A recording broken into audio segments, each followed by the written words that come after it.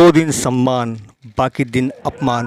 आखिर ऐसा क्यों करती है भारतीय जनता पार्टी की सरकार? 365 दिनों में सिर्फ 2 दिनों के लिए शहीद भगत सिंह का सम्मान किया जाता है। करोड़ चौराहे पर बाकी दिन नेताओं के पोस्टरों की कैद में होते हैं शहीद भगत सिंह। आज उनकी पुण्यतिथि पर आरएसएस कार्यकर्ताओं ने पोस्टर हटवाकर उनको माल्य अर्पण कर सम्मानित किया।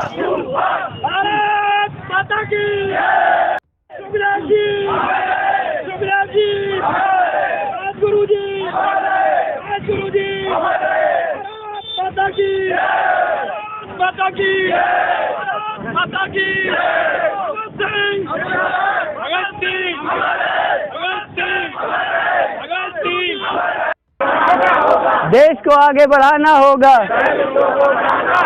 देश को आगे बढ़ाना होगा, देश को आगे बढ़ाना होगा, देश को आगे बढ़ाना होगा।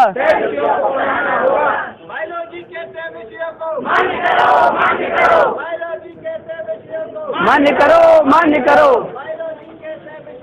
मान्य करो, मान्य करो, मान्य करो, मान्य करो,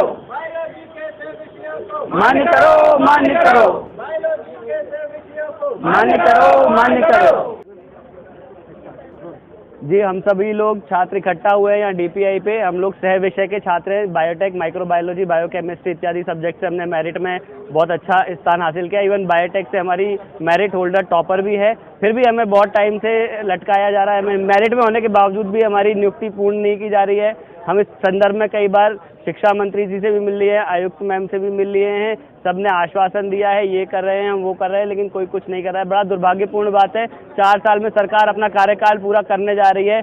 माननीय मुख्यमंत्री जी शिवराज सिंह चौहान जी को देख लो या मोदी जी को देख लो, सबने अपने अपना धर्म अच्छे से निभाया है। पर हम लोगों के केस में पता नहीं क्यों सब लोग इधर उधर की बातें करते हैं, सब लोग गोल मोल घुमा देते हैं। कोरोना काल में जब हम सभी विषयों वालों ने वैक्सीन की निर्माण किया और आगे आने वाले समय भी इसकी सबसे ज़्यादा ज़रूरत है इन विषयों की, इस समय में हम लोगों को बिल्कुल इग्नोर किया जा रहा है, बाहर किया जा रहा है। ये बहुत ही दुर्भाग्यपूर्ण बात है।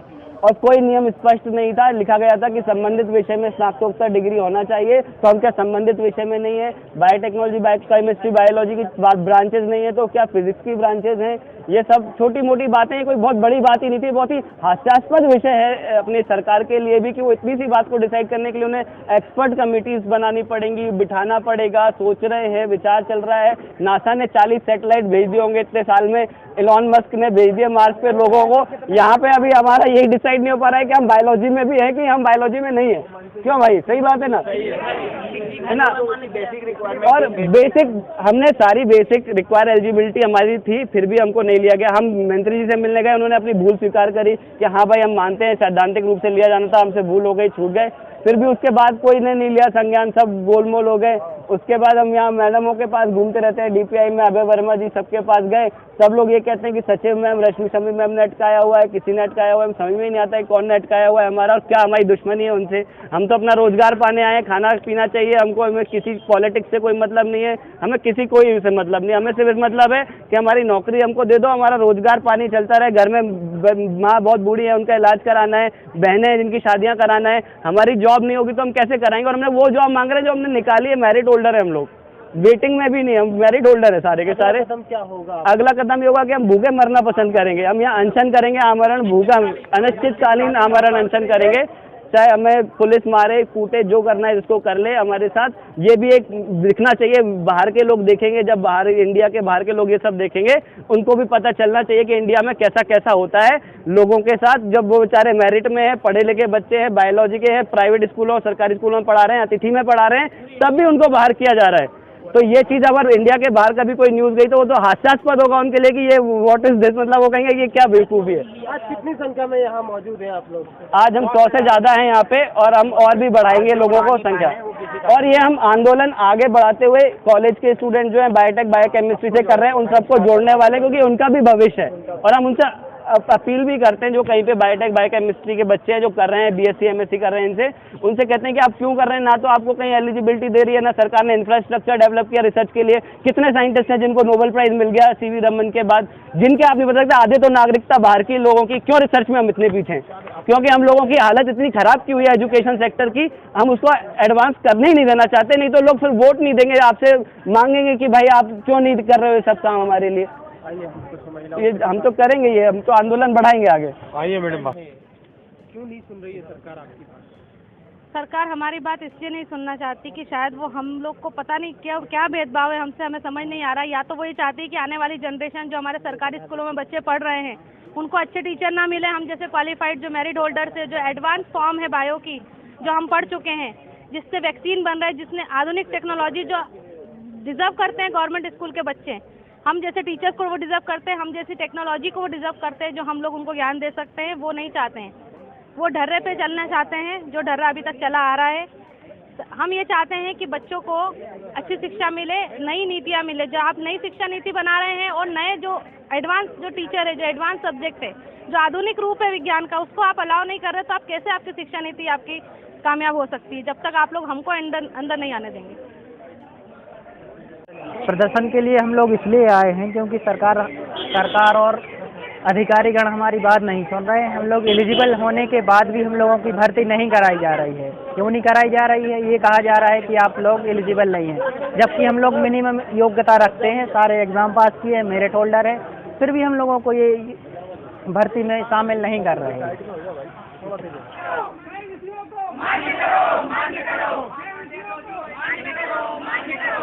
बायोलॉजी के सह विषयों को बायोलॉजी के सह विषयों को मांगे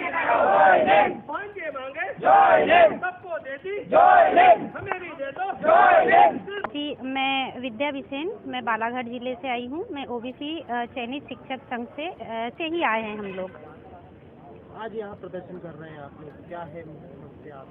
सर, हमारी शिक्षक भर्ती 2018 से प्रारंभ हुई है और हमारी ये मांग है यहाँ पर कि इस भर्ती में जितने भी पद निकाले गए हैं, 30,000 जो पद हैं, उन पूरे पदों में उन पूरे पदों को भरे जाए। इसमें कुछ खामियां भी हुई हैं, बहुत सारी खामियों के साथ कुछ लिस्ट निकल रही है, लेकिन एक बहुत बड़ी विसंगति यहाँ पर ये हुई है कि जो लिस्टें निकाली गई इसमें 7 विषयों को ओबीसी के 7 विषयों को होल्ड करके रख दिया गया और जो ओबीसी के जो प्रतीक्षारत कैंडिडेट थे उनको भी होल्ड पर रख दिया गया है। 15 तारीख के दिन एक और लिस्ट निकाली गई जिसमें एससी, जनरल और ईडब्ल्यूएस के सारे पदों को भर लिया गया, उन्हें ज्वाइनिंग दे दी गई, लेकिन ओबीसी के एक भी अभ्यर्थी को उस लिस्ट में शामिल नहीं किया गया। अगला कदम क्या होगा? हमारा अगला कदम ये है कि जब तक कि हमें नियुक्ति पत्र जारी नहीं किए जाते, हम ओबीसी की लिस्ट नहीं जारी की जाती, तब तक हम यहीं पर डटे रहेंगे। तो यहाँ स्थायी धरना आपने? जी, हम 4 दिन हो गए सर हमको, हम यहीं पर बैठे हुए हैं। अभी कौन आया 4 दिन में? 4 दिन में ऐसे तो कोई खास बात नहीं हुई है हम लोगों के साथ।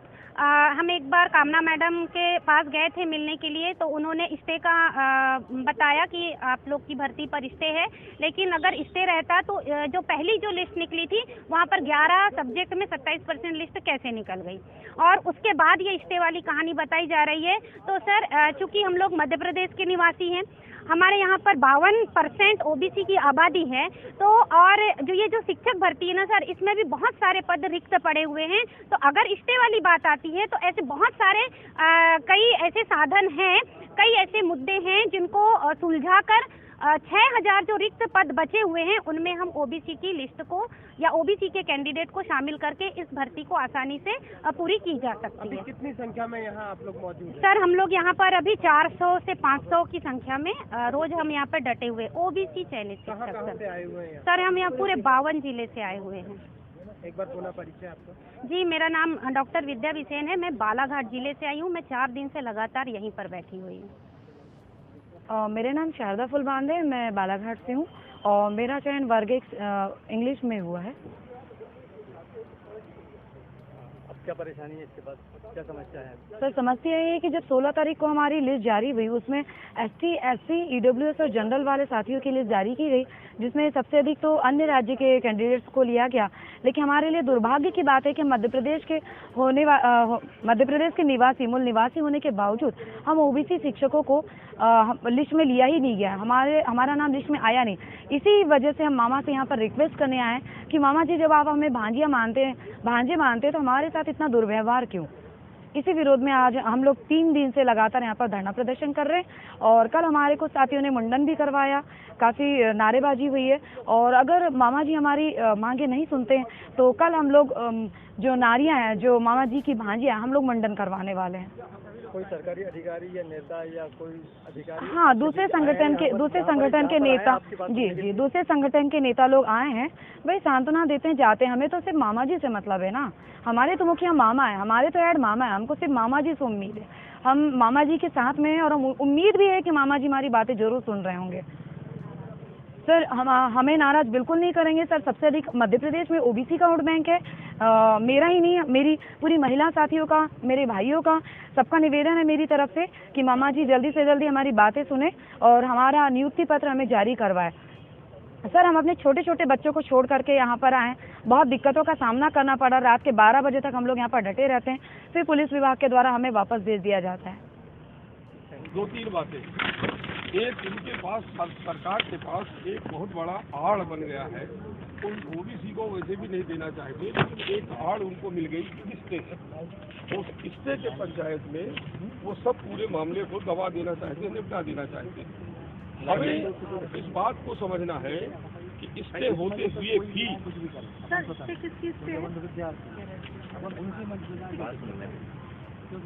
ये लोग किस चीज से कह रहे हैं? क्योंकि 27% अभी एक भर्ती में दे रहे हैं ये लोग, इसका मतलब बता रहे हैं। आप रुक जाओ मैडम, आप क्या है? आप शिक्षक? हमारी साथ में शिक्षक है सर, आप तो बोलिए सर, मैं आप रुक जाइए। इसमें 2-3 बातें हैं। हाई कोर्ट के वकील से सहमति लेकर के हम लोगों ने इस पॉइंट को बनाया। ये आवेदन जो आज ड्राफ्ट हुआ है, ये हाई कोर्ट में 2 वकील हैं, उनकी सहमति से ये आवेदन ड्राफ्ट हुआ है। इसलिए मुद्दे कानूनी मुद्दा है और इसको बोलो आप लोग। उनके पास एक जो सबसे बड़ी बात है वो ये कह देते हैं कि स्टे है, स्टे कह करके हमारे बात को स्टॉप कर देते हैं, लेकिन स्टे होते हुए भी नियुक्ति हो सकती है, ये महत्वपूर्ण मुद्दा है और इसको सब लोग समझ लो। मैं ये बात बताना चाहता हूँ, जो बोलते हैं उनको ये बात बताओ कि ये इस तरह से हल हो सकता है। इसमें पहला पॉइंट है कि उच्च माध्यमिक व माध्यमिक शिक्षकों के शासन द्वारा कुल स्वीकृत पद में से भरे हुए पद छोड़कर, जैसे मान लो कि 10,000 कुल पद हो, सपोज करो, या 1 लाख पद है, उनमें से भरे हुए पद मान लो 50,000 है और 50,000 पद खाली है और आपने अभी विज्ञापन जारी किया 30,000 का, तो जो 20,000 पद खाली पड़े हैं उनको भी इस भर्ती प्रक्रिया में शामिल करो, जोड़ो, तो 30-20 50,000 पद हो गए। 50,000 में से आपने 20,000 के करीब नियुक्ति दे दी, तो जो बाकी पद बचेंगे उनमें सबको नियुक्ति दो, तो एक मामला हल हो सकता है। एक इसका हल ये है, बिल्कुल सही, एक हल ये है, ठीक है ना। दूसरा हल है इसका, अनारक्षित जो पद है, अनारक्षित पदों में SC, ST, OBC को वहाँ ले ही नहीं जा रहे, अनारक्षित की जगह पे नहीं ले जा रहे, अनारक्षित को नहीं ले जा रहे। तो और सुनो पहले, अनारक्षित ये पद जो खाली बार बार छोड़ देते हैं, वो ये कर रहे हैं कि इसमें अनारक्षित पदों पर भर्ती ही नहीं कर रहे, तो हमें अनारक्षित पदों पे ले जाओ ना। ये अनारक्षित पद कोई पाकिस्तान वालों के लिए थोड़ी है, ये भारत के ही लोगों के लिए है। जब आपके पास अनारक्षित पद खाली पड़े हैं तो उनको अनारक्षित में ले जाओ, जो SC, ST, OBC के लोग हैं। हमारे को तो तुम अनारक्षित में ले जाके दे रहे हो, केवल SC, ST, OBC को छोड़ रहे हो अनारक्षित से, तो हमें अनारक्षित में ले जाओ और नियुक्ति दो, तो भी नियुक्ति हो जाएगी इससे होते हुए भी। ये दूसरा पॉइंट है। तीसरा पॉइंट है, OBC के जो पद है, तो जैसे EWS 50% की सीमा को क्रॉस करता है, OBC का जो 14% आरक्षण है, SC का 15% आरक्षण है, ST का 20% आरक्षण है, ये 50% हो जाता है, ठीक है।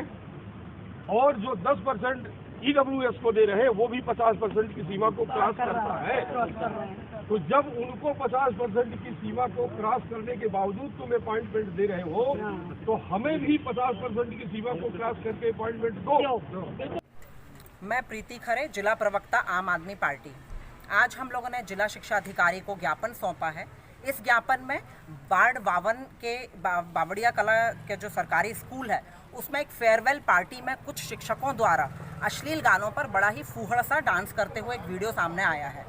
उस वीडियो का सभी ने विरोध करा, पेरेंट्स ने भी, जिनके बच्चे वहाँ पढ़ रहे थे। लेकिन उन शिक्षकों की वहाँ पर राजनीतिक गुंडागर्दी चल रही थी, जिनका ये कहना था कि हम तो शिवराज सिंह चौहान के करीबी हैं और आपको जो बन पड़ता है आप कर लीजिए, आप हमारा कुछ नहीं बिगाड़ सकते हैं। तो एक तरफ जो हमारी भारतीय संस्कृति है, जहाँ पर के शिक्षण संस्थान मंदिरों की तरह पवित्र माने जाते हैं, गुरु को हम पिता का दर्जा देते हैं, ऐसे में क्या इस तरह के जो इन्होंने कृत्य किया है, ये हमारी संस्कृति के ऊपर एक धब्बा नहीं है? और हम किस तरह का आचरण अपने बच्चों को सिखाना चाह रहे हैं? वो बच्चे जो 12th पास करके अब निकलेंगे और उनके सामने से अश्लील गानों पर जो नाच कर रहे हैं, तो ये हमारे समाज में कितना गंदा मैसेज कन्वे कर रहे हैं, वो भी शिक्षक होकर। तो इस तरह का कृत्य आम आदमी पार्टी बिल्कुल भी बर्दाश्त नहीं करेगी और आज हम उन शिक्षकों के निलंबन की मांग के लिए यहाँ पर उपस्थित हैं। डीओ साहब ने क्या आश्वासन दिया?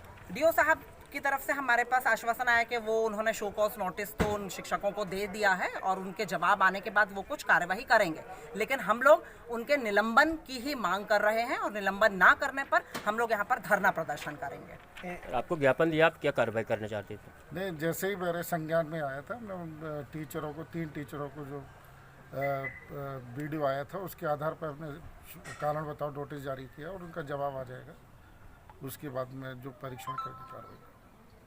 हमारा कोई गर्मी से मतलब नहीं रहता, हम तो 12 महीने 24 घंटे हमारा अमला तैयार रहता है और 24 घंटे हमारे कर्मचारी हर शिफ्ट में 8 घंटे की ड्यूटी करते हैं और पूरे 24 घंटे हमारा अमला तैयार रहता है।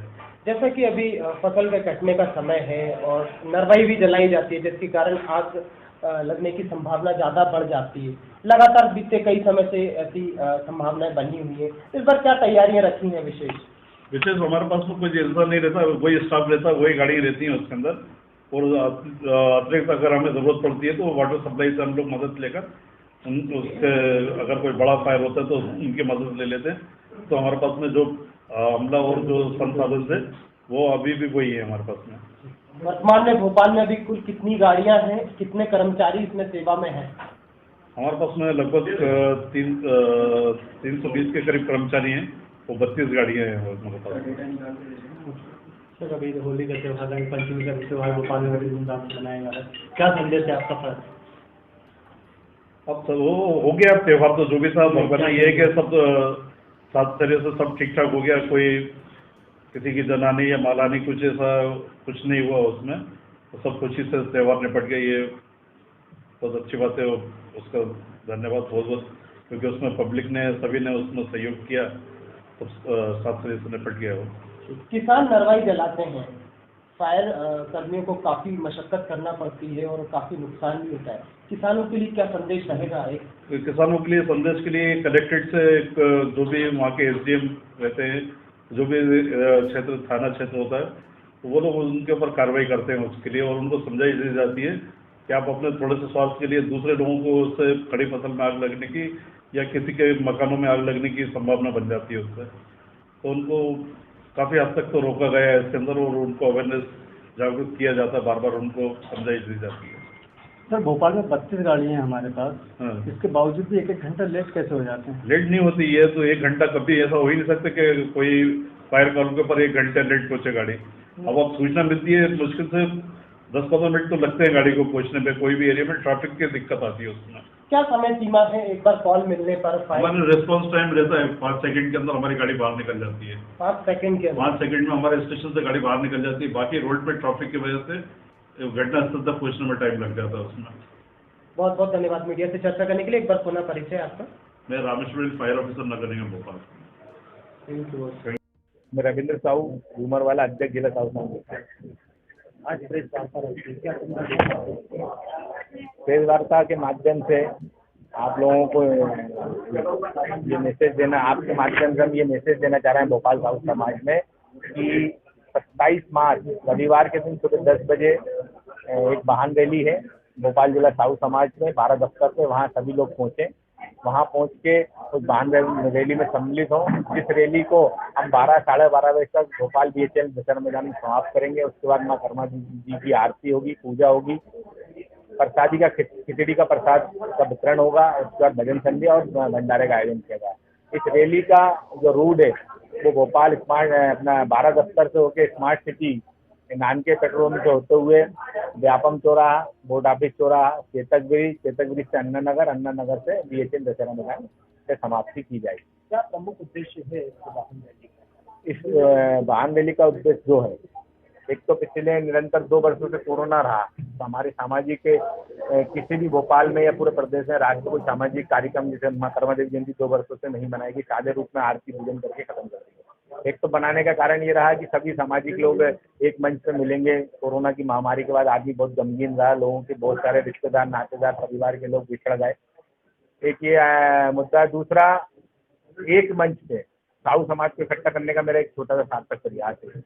मेरा ये मानना है कि किसी भी चीज़ को बदलने के लिए आपको पहले नीचे से शुरुआत करना पड़ती है। हमारे देश में, मध्य प्रदेश में और भोपाल में बहुत सारे संगठन समाज हैं। 1.5 लाख की पॉपुलेशन भोपाल शहर में आज हमारे साहू समाज की, लेकिन सभी विभिन्न संगठनों में बटे हुए। हम उस संगठनों के जितने भी इकाइयाँ उनके पास गए, उन सबसे आग्रह किया, निवेदन के हाथ जोड़कर, जितने भी संगठन सबने हमें भरपूर समर्थन देने का भरोसा भी दिलाया। और सबसे ये मैंने वादा किया कि हम लोग यहाँ पर एक मंच पे आके ये मैसेज दे पूरी समाज को, हम लोग सब एक ही संगठन के लोग हैं, एक ही समाज के लोग हैं। जहाँ साहू लिखा है, जहाँ राठौर लिखा है, जहाँ कुश्ता लिखा है, हमारे समाज में बहुत सारे नाम लिखे जाते हैं। हम सब लोग एक ही मंच पे आके तेली समाज का झंडा बुलंद करते हैं। और लगभग कितने की संख्या में उपस्थित होने की संभावना? 700 वाहनों का हमारे पास जो एक अनुमान आया है। सभी इकाइयों से 40-50 गाड़ियों, सभी लोग 50-50, 100 गाड़ियाँ लेके आ रहे हैं। 700 वाहनों का अनुमान है, दोनों 2 व्हीलर 4 व्हीलर, और 10,000 लोगों के आने का।